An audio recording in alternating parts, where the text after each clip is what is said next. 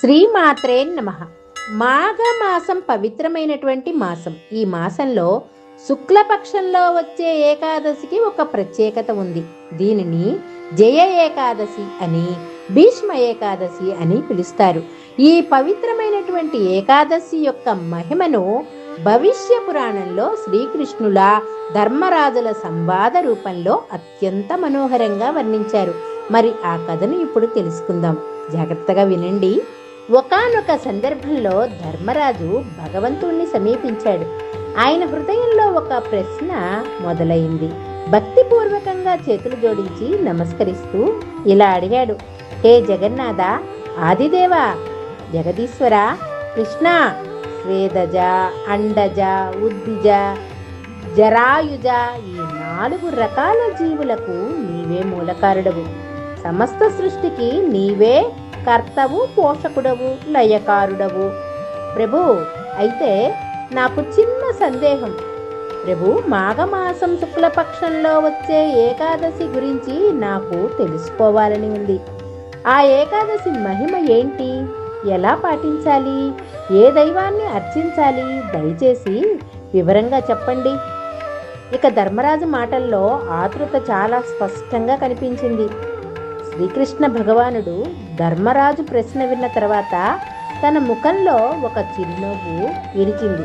ఆయన అనుగ్రహపూర్వమైన స్వరంతో ఇలా చెప్పసాగాడు: రాజోత్తమ, ధర్మరాజా, మాఘమాస శుక్లపక్షంలో వచ్చే ఈ ఏకాదశి జయ ఏకాదశి, సుప్రసిద్ధమైంది. విను, ఈ ఏకాదశి సామాన్యమైనది కాదు. ఈ వ్రతాన్ని పాటిస్తే సమస్త పాపాలు బూడిదైపోతాయి. ఈ వ్రతాన్ని ఆచరించేవాడు ఎన్నటికీ కూడా దెయ్యంగా మారడు. ముక్తిని ప్రసాదించడంలో, పాపాలను నాశనం చేయడంలో దీనికి సాటి మరొకటి లేదు. శ్రీకృష్ణ పరమాత్మ గంభీరంగా అన్నాడు: రాజసింహమా, ఈ ఏకాదశి వెనుక ఒక అద్భుతమైనటువంటి కథ ఉంది. పద్మపురాణంలో నేను వర్ణించినటువంటి ఈ గాథను చెప్తాను, శ్రద్ధగా విను. కాలం వెనక్కి వెళ్ళింది. స్వర్గలోకంలో దేవతలందరూ కూడా ఆ దేవేంద్రుని రాజ్యంలో సుఖంగా ఉన్నారు. అక్కడ నందనవనం, ఆహా, దాన్ని ఏమని వర్ణించాలి? పారిజాత పుష్పాల సువాసనలు అవి గాలిలో తేలియాడుతూ ఉన్నాయి. అప్సరసులు స్వేచ్ఛగా విహరిస్తూ ఉన్నారు. వారి నవ్వులు, వారి అందము అంతా కూడా ఒక మాయా ప్రపంచం. ఇంద్రుడు కూడా ఆ అప్సరసలతో కలిసి నందనవనంలో విహరించేవాడు. అయితే ఒకరోజు ఇంద్రుడు ఓ గొప్ప నృత్యోత్సవాన్ని ఏర్పాటు చేశాడు.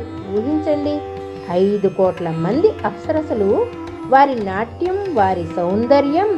ఆ సభలో పుష్పదంతుడు అనే గంధర్వుడు కూడా ఉన్నాడు. చిత్రసేనుడు అనే మరో గంధర్వుడు తన భార్య మరియు కుమార్తెలతో వచ్చాడు.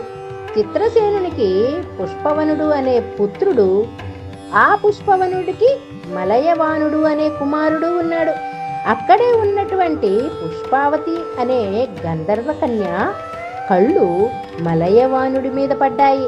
మలయవానుడు, ఆహా, అతని సౌందర్యం అనిర్వచనీయం. పుష్పవతి హృదయంలో మన్మధుడు బాణాలు సంధించాడు. ఆమె అతన్ని చూసి మోహించింది.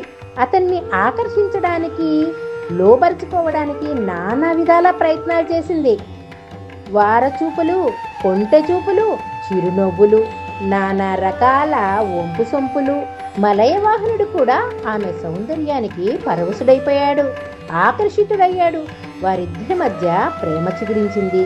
ఇంద్రుని ప్రీత్యర్థం మలయవాహనుడు, పుష్పవతి వారు ఇతర అస్పరసలతో కలిసి నృత్యం చేయడం మొదలుపెట్టారు. కానీ వారి మనస్సులు నాట్యంలో లేవు. ఒకరిని ఒకరు చూసుకుంటూ, వారి చూపులు చూస్తూ, మన్మథ బాణాలతో పీడింపబడుతూ వారు సరిగ్గా నాట్యాన్ని చేరుకోలేకపోయారు. అడుగులు తప్పాయి, తాళం తప్పింది. మొత్తానికి నాట్యమంతా అస్తవ్యస్తం అయిపోయింది. ఇంద్రుని చురుకైన కళ్ళు ఈ అవకతవకలను గమనించాయి. అతను వారి మానసిక స్థితిని అర్థం చేసుకున్నాడు. వెంటనే ఇంద్రుని ముఖం ఎర్రబడ్డది. కళ్ళల్లో మంటలు, భయంకరమైనటువంటి గొంతుతో, మూర్ఖులారా, పాపులారా, ఇంద్రుని గర్జన స్వర్గాన్ని కంపించేసింది. నా ఆజ్ఞ ఉల్లంఘించిన, నా సభలో అవమానం చేసిన మీరిద్దరూ ఆడామగ దెయ్యాలుగా మారండి, విచక్షణ లేకుండా ప్రవర్తిస్తారా? భూలోకంలో మీ కర్మ ఫలాన్ని అనుభవించండి. ఆ మాటలు పడగానే వారి దివ్య శరీరాలు కరిగిపోయాయి, అందమైన రూపాలు మాయమైపోయాయి. వారు భయంకరమైనటువంటి పిశాచాలుగా మారిపోయారు. శాపం పొందినటువంటి మలయవాహనుడు పుష్పవతి ఆ పిశాచాల రూపంలో హిమాలయ పర్వత గుహల్లో పడ్డారు. ఎంతో ఘోరమైనటువంటి జీవితాన్ని, తీవ్రమైన చలి, దట్టమైన అరణ్యాలు, చీకటి గుహలు. వారికి సుఖం లేదు, నిద్ర లేదు, శాంతి లేదు.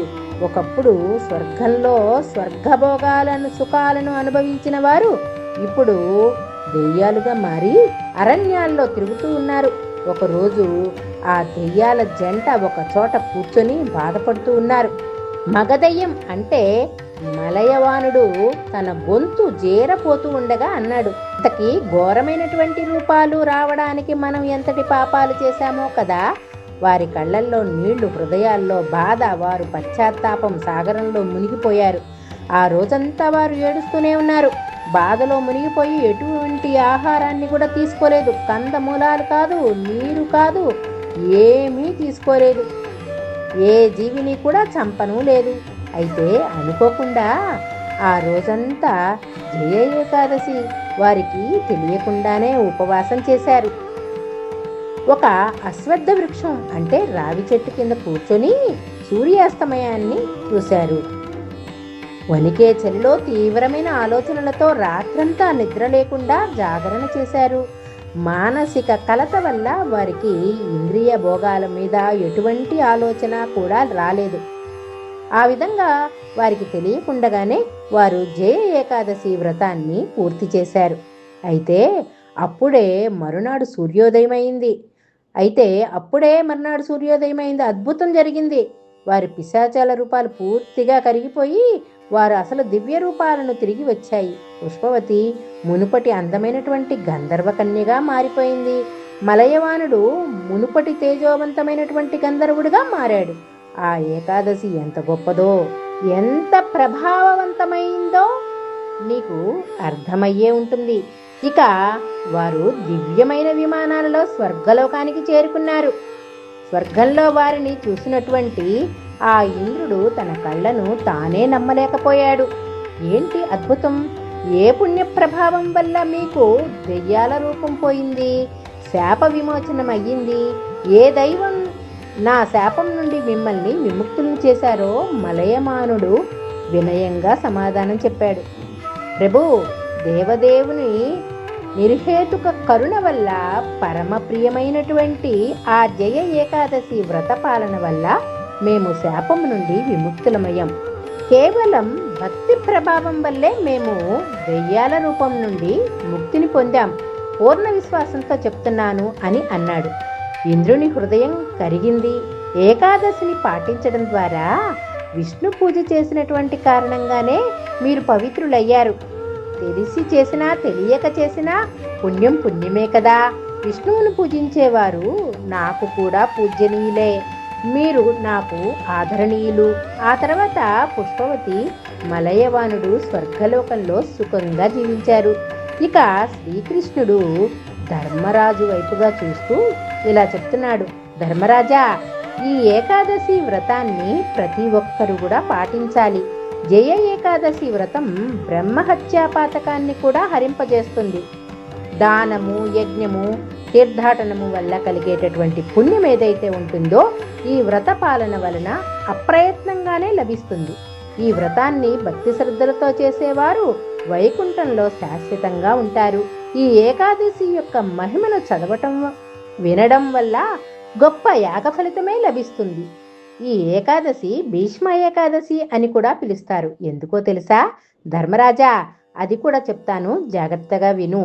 భీష్మ పితామహుడు శీలంలో అసమానుడు, శౌర్యంలో అద్వితీయుడు, నియమనిష్టల్లో అగ్రగణ్యుడు, నీతివంతుడు, త్యాగంలో సాటిలేని మహాపురుషుడు. తండ్రి కోసం సర్వసుఖాలను వదిలివేశాడు, రాజ్యాన్ని త్యజించాడు, వివాహం చేసుకోనని ప్రతిజ్ఞ చేశాడు. అందుకే భీష్మ ప్రతిజ్ఞ అంత శక్తివంతమైనటువంటిది. ఆ పేరు కూడా అతనికే ఉంది. మహాభారత యుద్ధంలో భీష్ముడు నేల కొరిగాడు కానీ తన మరణానికి తానే ముహూర్తాన్ని నిర్ణయించుకున్నాడు. ఎందుకంటే మహితాత్మ భీష్ముల వారు ఇచ్చా మరణాన్ని పొందారు. తాను కోరుకున్నప్పుడే మరణం తన దగ్గరకు వస్తుంది. ఇక దక్షిణాయనంలో మరణించడం ఇష్టం లేక ఉత్తరాయణం వచ్చే వరకు ఎదురు చూశాడు. 58 రోజుల పాటు అంపశయ్య మీద అంటే బాణాల మీద పడుకున్నాడు.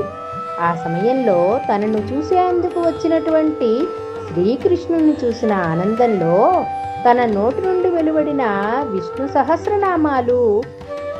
ధర్మరాజు ఆనాడు నీవు అడిగినటువంటి ప్రశ్నలకు చెప్పిన సమాధానమే విష్ణు సహస్రనామ ఉపోద్ఘాతం. భీష్ముడు తన మొత్తం విజ్ఞానాన్ని నీకు ఆనాడు బోధించాడు. మహాభారతంలోని శాంతి పర్వం, అనుశాసిక పర్వం భీష్ముని విజ్ఞానానికి నిలువెత్తు దర్పణాలు. భీష్ముడు మరణించింది మాఘమాసంలో పౌర్ణమికి ముందు వచ్చేటటువంటి అష్టమి రోజు. ఆ తర్వాత వచ్చినటువంటి ఏకాదశిని భీష్మ ఏకాదశి, మహాఫల ఏకాదశి, జయ ఏకాదశిగా వర్ణించారు. సాధారణంగా విష్ణు సహస్రనామం ఎప్పుడు పఠించినా పుణ్యమే. కానీ భీష్మ ఏకాదశి రోజున అది పఠిస్తే కనుక అనంతమైనటువంటి ఫలితాలను ఇస్తుంది. అనుకున్న కార్యాలు నెరవేరుతాయి, సిరి సంపదలు కలుగుతాయి, సకల పాపాలు హరిస్తాయి, గ్రహ దోషాలు కూడా దూరమవుతాయి. విష్ణు సహస్రనామ పారాయణము చెయ్యలేని వారికి భీష్ముడే ఒక సులభ మార్గాన్ని చెప్పాడు. శ్రీరామ రామ రామేతి రమే రామే మనోరమే సహస్రనామ తత్తుల్యం రామనామ వరాననే అన్నారు. ఈ శ్లోకాన్ని 3 సార్లు పఠిస్తే విష్ణు సహస్రనామం పఠించినటువంటి అద్భుతమైన ఫలితం లభిస్తుంది. విన్నావు కదా ధర్మరాజా, ఇది భీష్మ ఏకాదశి, జయ ఏకాదశి, మహాఫల ఏకాదశి యొక్క అద్భుతమైనటువంటి మహిమ.